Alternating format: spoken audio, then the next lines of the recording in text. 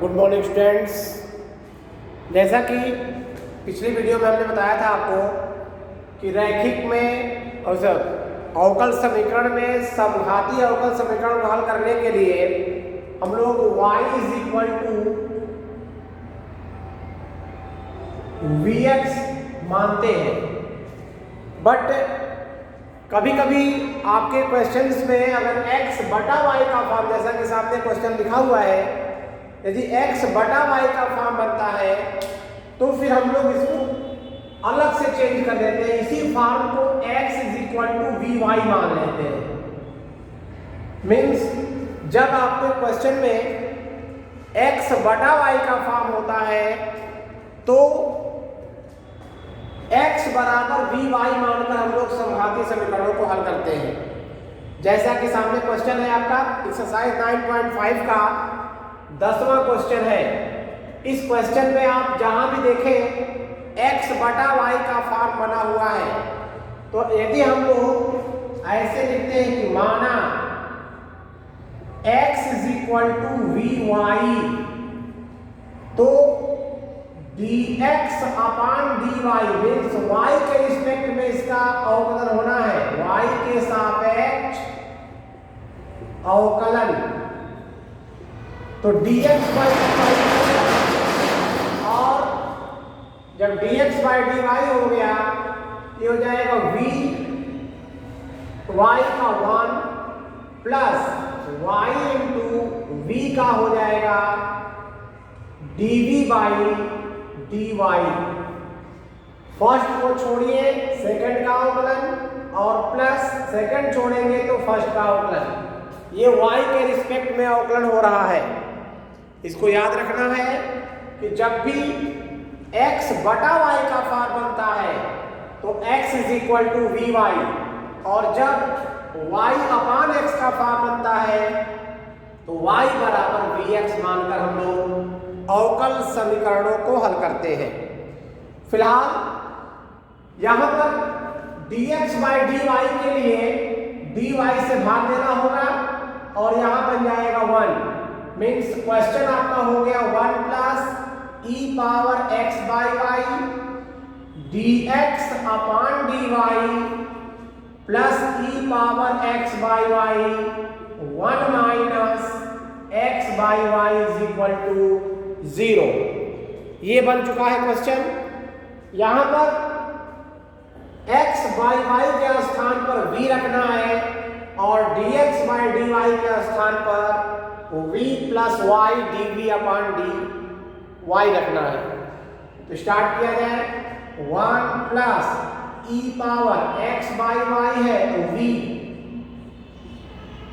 dx by dy की place पर v plus y dv upon dy plus e power v 1 minus v is equal to 0।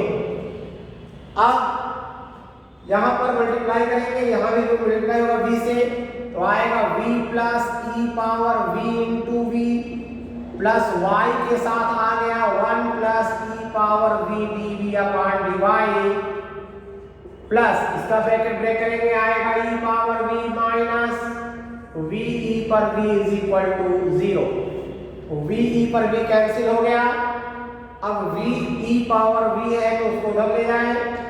ये हो गया y into 1 plus e power v dv upon dy is equal to minus common कर दे तो e power v plus v, तो हमें dv के नीचे इसको ले आना है। ये हो जाएगा 1 plus e power v upon v plus e power v dv is equal to minus 1 upon y dy। अब हम लोग दोनों साइड इंटीग्रेट करेंगे, तो इंटीग्रेट करें यहां भी इंटीग्रेट होगा। v plus e power v है तो अब इसको हम अलग से t मानेंगे, तो 1 प्लस e पावर v देखिए माना v plus e power v is equal to t, then 1 plus E power V is equal to आ जाएगा dt बाई dv, यानी dv यहीं पहुंचा दिया जाए तो dv बराबर हो जाएगा dt। तो ऊपर पूरा खत्म, 1 बाई टी बन गया, 1 by T dt is equal to minus log y plus log c। 1 by T का होता है log t, ये हो गया log t, तो t का सेंस हो गया 1 plus E power v is equal to, या प्लस इधर रख कर दिया जाए तो plus log y is equal to log c। अब देखिए यहां पर प्लस में है तो इनटू हो जाएगा और log log तुलना करेंगे तो गायब हो जाएगा, ये मिलेगा y into 1 plus E power v is equal to c, और v की वैल्यू हम लोग फिर से रखेंगे x अपान y, तो y into 1 plus E power x by y is equal to constant. ये आपका आंसर हो गया। ऐसे क्वेश्चंस में हम लोग जनरली यही काम किया करते हैं।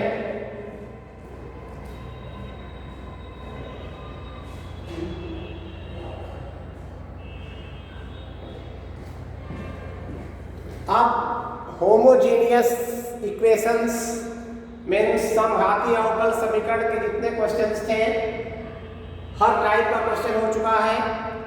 अब हम लोग अगला टॉपिक स्टार्ट करेंगे जिसे बोलते हैं रैखिक अवकल समीकरण। उसके पहले फिर से एक बार रिवाइज करते हैं इसको। जब भी आपको क्वेश्चन x अपान y के फॉर्म में मिले तो x is equal to V Y, और इस कंडीशन में dx अपान dy का फॉर्म बनाया जाता है। तो जब आप x is equal to V Y suppose करोगे तो dx अपान dy की वैल्यू आएगा v plus y dv upon dy। तो 1 plus E power x by Y question form कर रहा हूं, dy से डिवाइड हो गया dx by dy plus E power x by y in bracket 1 minus x upon y is equal to 0। अब जो value put up किया है वो x बाई y के प्लेस पर v पुटअप किया है और dx बाई dy की प्लेस पर v plus y dv by dy put up किया जाए। ये 1 प्लस ई पावर v बना, v plus y dv by dy plus E power v 1 minus v is equal to 0। Multiply करना आप लोग जानते हैं, सॉल्व करते हुए यहाँ पहुँच जाएंगे। इसके बाद v वाले टर्म्स को dv की ओर और y वाले टर्म्स को dy की ओर करना है, और ये एडजस्टमेंट करके हम लोग दोनों पक्षों का समाकलन ले लेंगे।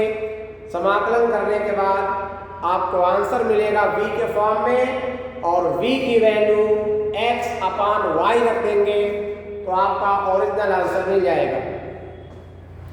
चलिए अब हम लोग स्टार्ट करेंगे रैखिक अवकल समीकरण।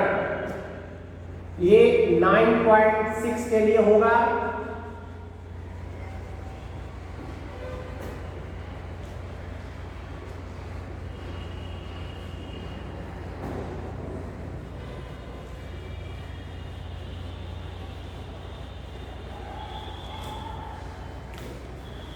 रैखिक अवकल समीकरण का फॉर्म पहचानना है।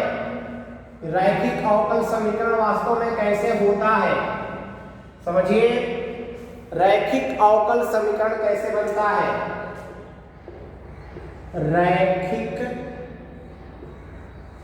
अवकल समीकरण, इसके लिए फॉर्म है, दोनों फॉर्म मिलेंगे। पहला फॉर्म मैं लिखता हूं dy by dx plus py is equal to q। एक पहला फॉर्म ये मिलेगा dy by dx plus py is equal to q। इसे हम लोग कहते हैं रैखिक अवकल समीकरण। ये अवकल समीकरण एक घात का है और एक घात होने के कारण इसका नाम रैखिक है। यहां पर जहां P तथा Q मीन्स y का गुणांक जो होगा P और Q x के फलन रहेंगे, x के फलन है। x के फलन का मतलब हो गया x के रूप में है। हो सकता है कांस्टेंट भी आ जाए, जैसे मान लीजिए y का गुणांक निगेटिव हो गया -1 या केवल 1, तो उसे भी हम लोग x के फॉर्म में मान सकते हैं। कहने का सेंस कि P और Q में y का मान नहीं रहेगा, यानी y के रूप में कोई वैल्यू नहीं दी जाएगी। जो भी मान रहेगा P और Q का या तो कांस्टेंट रहेगा या तो x के फॉर्म में रहेगा। इसलिए लिखा गया है जहां P तथा Q x के फलन है। अब इसको सॉल्व करने का मेथड समझिए। सबसे पहले हम लोग इंटीग्रेटिंग फैक्टर, समाकल गुणांक, इंटीग्रेटिंग फैक्टर बोलते हैं IF, integrating, I for integrating, F for factor, integrating factor जिसे कहते हैं समाकल गुणांक। समाकल नियतांक नहीं है, समाकल गुणांक है। अब इसका फॉर्म बनता है, फार्मूला है integration e power p dx। तो सबसे पहले आपको इंटीग्रेटिंग फैक्टर निकाल लेना है। p का सेंस क्वेश्चन से आप y का गुणांक लेंगे वही p बनेगा, तो p dx हो गया। इसके बाद जब IF आ जाए तब लिखेंगे अवकल समीकरण का हल, और हल होता है y इंटू IF बराबर integration q into IF dx plus c। इसको सॉल्व करते हैं, जो आएगा वही आपका आंसर बनेगा। यहां पर ध्यान रखना है, इंटीग्रेटिंग फैक्टर की वैल्यू जब निकल जाए तो इंटीग्रेटिंग फैक्टर में अधिकांशतः e power log x base e वाला फार्मूला, तो यहाँ बेस e हो या ना हो, e पावर अगर log x बनेगा तो आंसर हो जाएगा x। ये हम लोग जनरली यूज किया करते हैं। तो जब इंटीग्रेटिंग फैक्टर निकालेंगे और e का पावर log के फॉर्म में आएगा तो वह केवल मान के इक्वल हो जाएगा। इस बात का भी ध्यान रखना है। अब यहाँ पर अवकल समीकरण का ये हल हो गया, ये पहला फॉर्म है। दूसरा फॉर्म मैं नीचे लिख देता हूं कि जब रैखिक अवकल समीकरण, जब रैखिक अवकल समीकरण dx बाई dy उलट गया, यहाँ dy बाई dx था, यहाँ dx by dy plus px बराबर q के रूप में हो, के रूप में, तो ये पहले का था, इसको हटा देते हैं। इसके रूप में है जहां p तथा q y के फलन है। अब ये y के रूप में रहेंगे, y के फलन है। तो इस कंडीशन में इंटीग्रेटिंग फैक्टर निकालेंगे e power integration p dy, क्योंकि p अब y के रूप में है तो y के सापेक्ष हम समाकलन इसका करेंगे और तब आएगा अवकल समीकरण का हल। हल हो जाएगा इसका x इंटू IF, y के स्थान पर x आ गया तो x into IF is equal to integration q into IF dy plus c। यहां पर समाकल नियतांक का कांस्टेंट तो है बट कैलकुलेशन में हिस्सा लेता है। कहने का सेंस, अगर सब में x से गुणा होगा तो c में भी x से गुणा होगा, यानी वो cx बन जाएगा। ये दोनों फॉर्म है रैखिक अवकल समीकरण के। तो रैखिक अवकल समीकरण को जो है हम लोग इन्हीं के द्वारा सॉल्व करेंगे। इसका आपको ध्यान रखना है कि रैखिक अवकल समीकरण जब भी मिले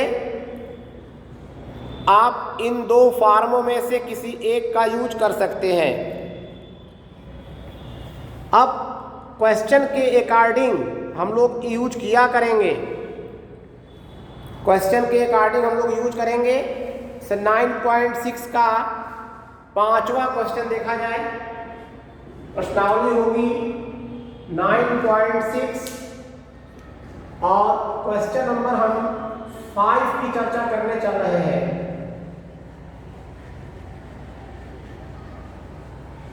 हालांकि पहला क्वेश्चन भी आप कर सकते हो, बहुत आसान है, ऐसा नहीं है, लेकिन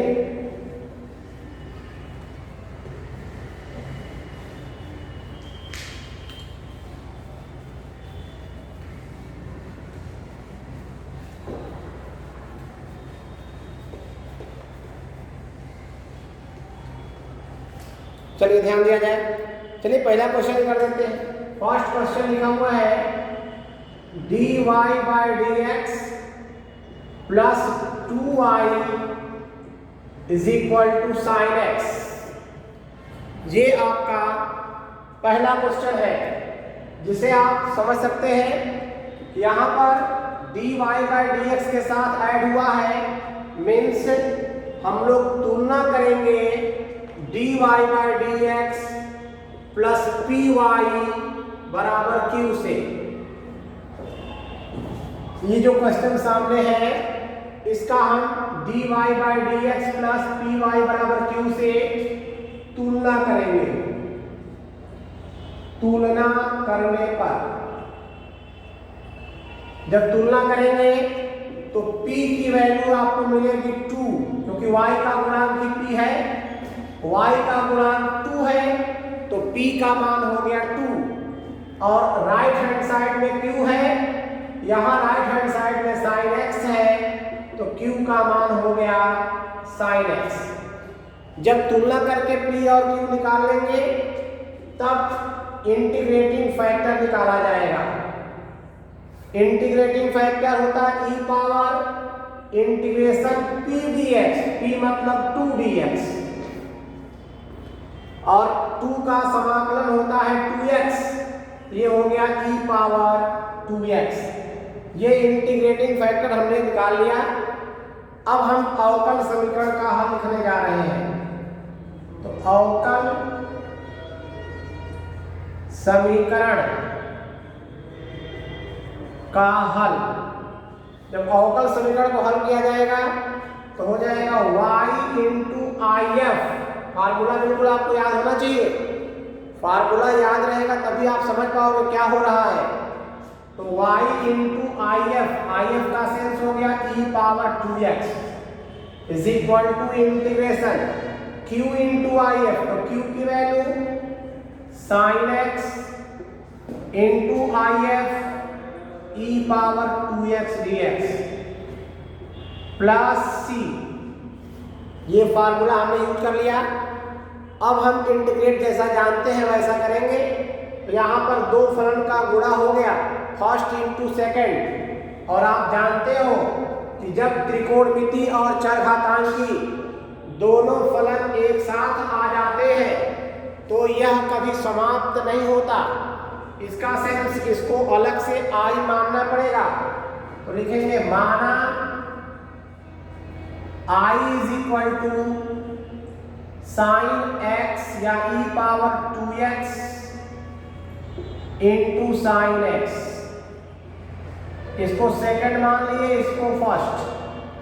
फार्मूला होता है फर्स्ट इंटू सेकंड का समाकलन, तो e पावर 2x का हो जाएगा e power 2x by 2 minus integration of first का डिफरेंशिएशन तो cos x इंटू सेकेंड का integration e power 2x by 2 dx।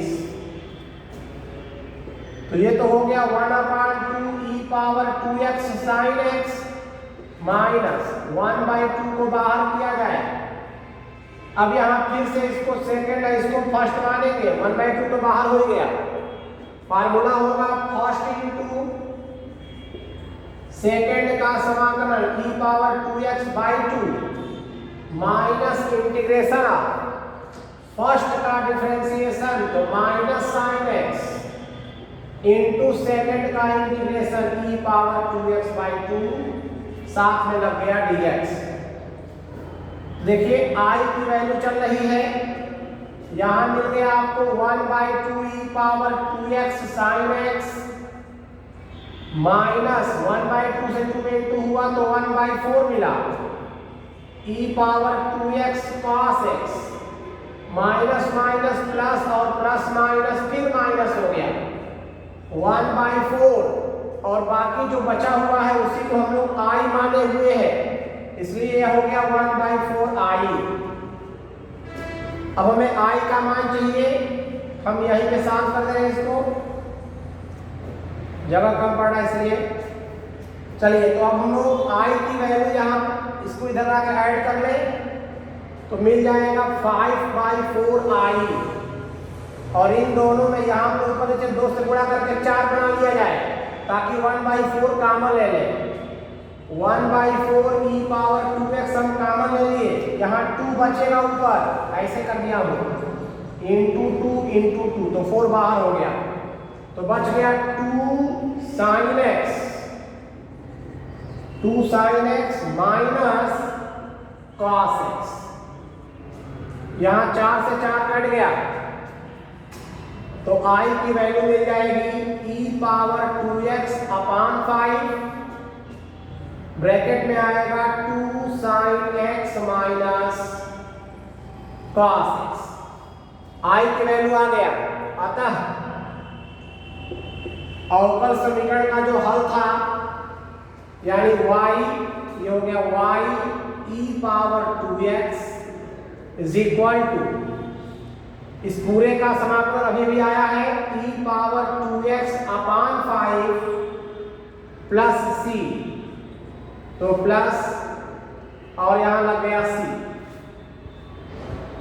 अगर e⁻²x आप कैंसिल करना चाहते हो तो हो जाएगा 5 से गुणा भी कर लिया जाए तो 5y is equal to e⁻²x cut गया, इसमें आ जाएगा मतलब e⁻²x सब में भाग दे रहे हैं, यहां हो जाएगा 1 प्लस c इंटू e⁻²x, ये आपका आंसर हो गया। तो ये है रैखिक अवकल समीकरण को हल करने का तरीका।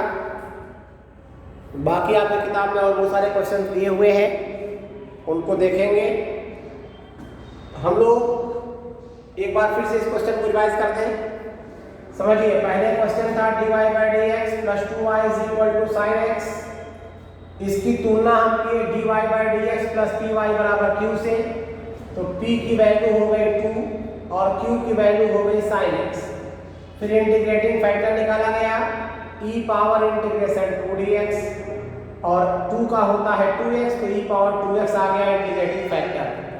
अवकल समीकरण का हल का फार्मूला है y into integrating factor is equal to integration q into integrating factor dx plus c, उस फार्मूले में रख दिया गया है।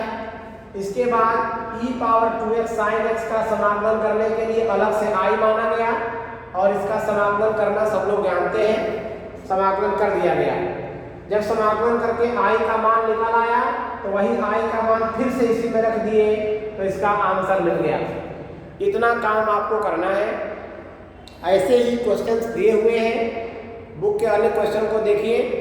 अगले वीडियो में हम और कुछ क्वेश्चंस करेंगे इसके बाद ये प्रश्नावली समाप्त हो जाएगी। तो आज की क्लास हम लोग यही कवर करेंगे।